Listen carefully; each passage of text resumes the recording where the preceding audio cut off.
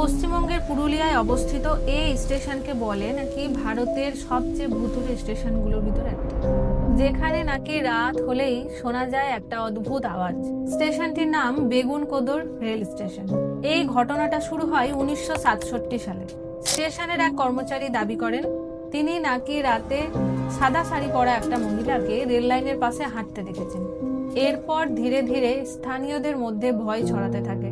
কেউ কেউ বলতো নাকি ট্রেনের থেকেও মহিলাটা দ্রুত ছোটে। ধীরে ধীরে এই আতঙ্ক এতটাই ছড়িয়ে পড়ে, কেউ সেখানে কাজ করতেই চাইতো না, কোনো রেল কর্মী সেখানে যেতেও চাইতো না। ফলে পুরো স্টেশনটাই বন্ধ হয়ে যায়। ভাবা যায় এই রেল স্টেশন প্রায় 42 বছর বন্ধ ছিল। তারপর 2009 সালে এই স্টেশনে আবার চালু করা হয়।